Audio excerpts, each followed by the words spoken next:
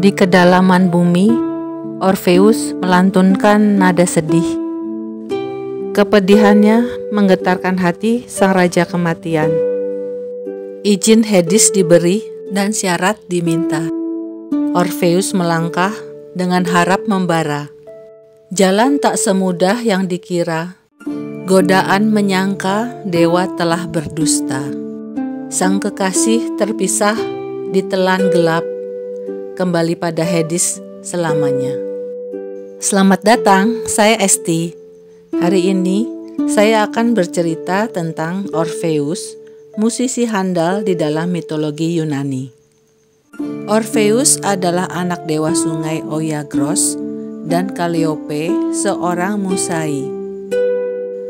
Musai adalah dewi-dewi yang mengilhami manusia menciptakan karya-karya sastra, kesenian, dan ilmu pengetahuan. Musai adalah anak-anak Zeus. Dalam versi lain ada yang menyebut bahwa Dewa Apollo adalah ayah Orpheus. Namun yang pasti, Apollo lah yang mengajarkan Orpheus memainkan alat musik lira. Sementara Calliope yang mengajarkan Orpheus menyanyi. Konon nyanyian dan permainan musik Orpheus sangat mempesona, sampai-sampai bisa membuat binatang buas menjadi jinak dan membuat bebatuan dan pohon-pohon bergerak.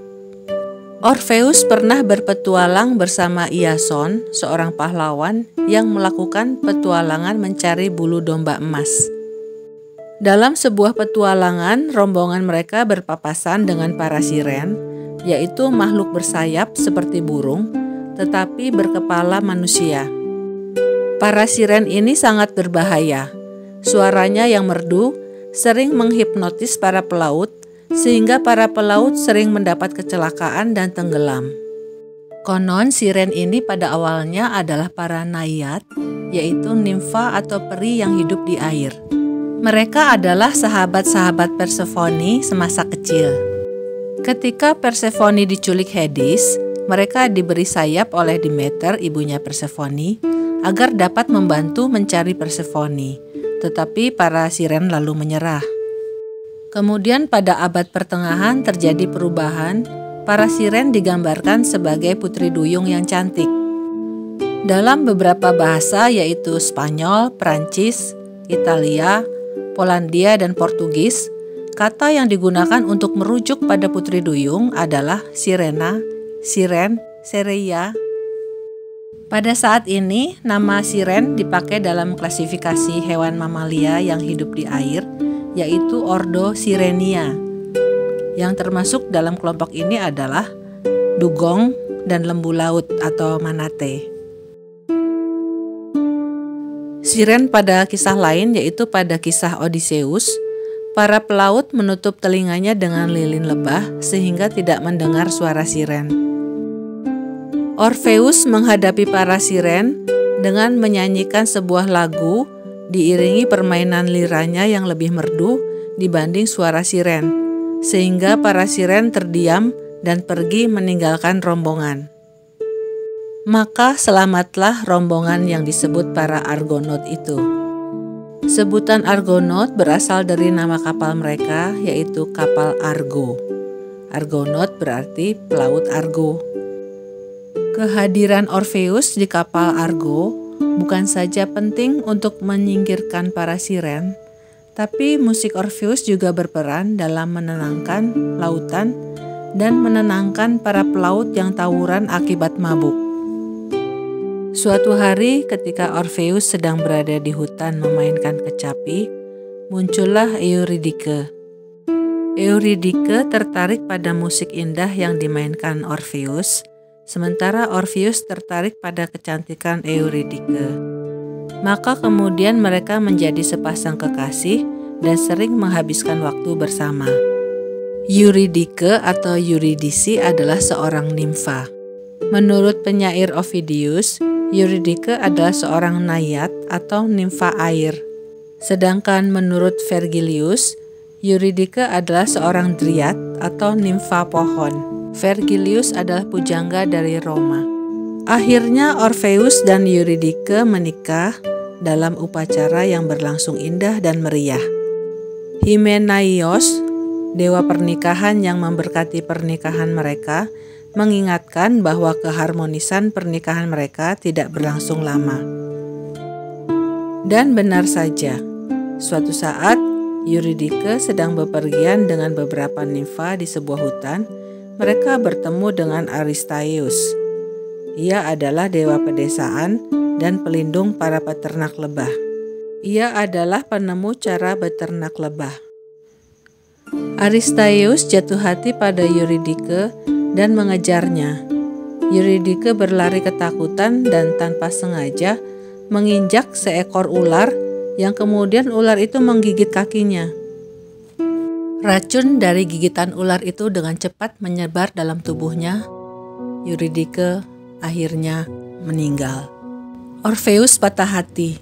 Sejak kematian Eurydice, ia bukan orang yang sama lagi. Lagu-lagu yang ia lantunkan sekarang adalah lagu-lagu sedih. Tidak ada lagi lagu-lagu gembira.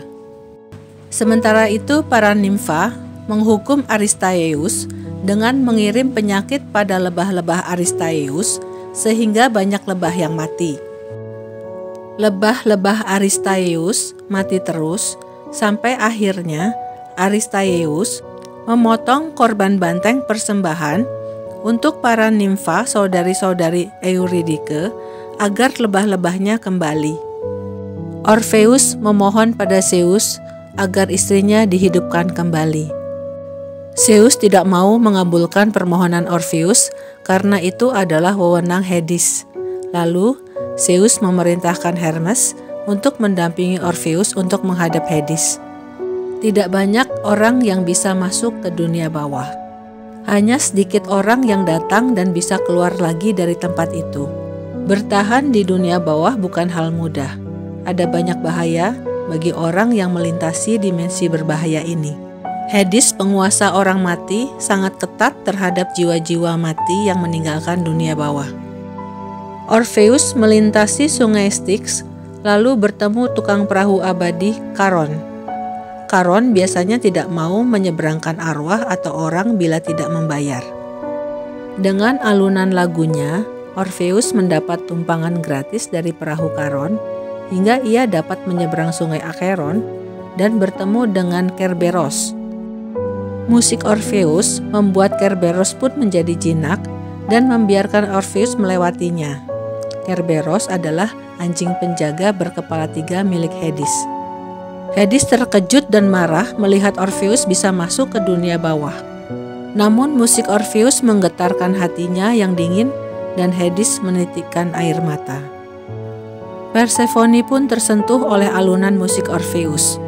Seketika, semua yang ada di dunia bawah diam ketika Orpheus menyanyi dan memainkan musiknya. Termasuk Sisyphos mengambil kesempatan untuk berhenti menggelindingkan batunya di Tartaros. Kisah Sisyphos bisa dilihat dalam video saya sebelumnya yang berjudul Hades. Atas permainan musiknya yang indah, Hades memberi kesempatan pada Orpheus untuk mengajukan satu permintaan. Orpheus meminta supaya ia bisa membawa kembali Eurydice ke dunia atas. Hades mengabulkan dengan satu syarat. Orpheus harus berjalan di depan Eurydice dan tidak boleh menengok ke belakang sebelum mereka berdua sampai di dunia atas. Orpheus harus menunggu Eurydice masuk ke dalam cahaya, baru ia boleh memandangnya. Orpheus sangat gembira, namun hatinya diliputi keraguan karena tidak bisa mendengar langkah kaki Eurydice. Perjalanan dari dunia bawah ke dunia atas adalah perjalanan panjang. Suasana hening dan gelap membuat pikirannya mengembara. Momen ketika kepercayaannya goyah adalah kehancurannya. Orpheus khawatir Hades mendustainya. Orpheus bertahan tidak menoleh ke belakang hingga akhirnya ia bertemu cahaya. Orpheus menoleh ke belakang mencari istrinya. Sayangnya, Eurydice belum keluar dari kegelapan. Seperti apa yang sudah diperingatkan oleh Hades, Eurydike langsung kembali ke dunia kematian yang gelap selamanya. Sedih dan gemetar, Orpheus mencoba mendekati dunia bawah, tapi Dewa Hermes melarangnya masuk. Orpheus kehilangan istrinya untuk kedua kalinya, maka hilang pula semangat hidupnya. Yang ia lakukan hanya berbaring dan memainkan musik yang sedih. Suatu hari Orpheus duduk di sebuah batu memainkan lagu duka cita.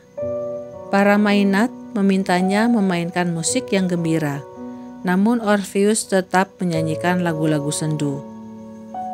Para Mainat marah dan menyerang Orpheus. Para Mainat adalah perempuan pengikut dan pemuja dewa anggur Dionysos. Mereka melempari Orpheus dengan batu, dahan, dan apa saja yang ada di tangan. Namun benda-benda itu menolak melukai Orpheus karena musiknya yang indah. Akhirnya para Mainat menyerang dengan tangannya sendiri. Mereka mencabik-cabik tubuh Orpheus. Kepala Orpheus dan kecapinya mengambang menyusuri sungai sambil terus bernyanyi hingga mendarat di pulau Lesbos. Para dewi seni atau Musai sangat berduka atas kematian Orpheus. Mereka mengumpulkan semua potongan-potongan tubuh Orpheus dan menguburnya. Arwah Orpheus pergi ke dunia bawah. Akhirnya Orpheus bertemu lagi dengan istrinya. Kesempatan pertama yang diberikan Hades untuk hidup bersama Eurydike pernah disia-siakan oleh Orpheus, dan Hades dengan tegas tidak memberinya kesempatan kedua. Walau akhirnya Orpheus dapat bersama lagi dengan Eurydike di alam yang berbeda, Orpheus harus melalui peristiwa tragis karena tubuhnya dimutilasi. Pelajaran yang kita dapat adalah bahwa kesempatan yang diberikan kepada kita harus kita manfaatkan sebaik-baiknya. Dibutuhkan kesabaran dan ketabahan untuk itu, karena kesempatan kedua tidak selalu ada. Terima kasih sudah menyaksikan video ini. Semoga bermanfaat.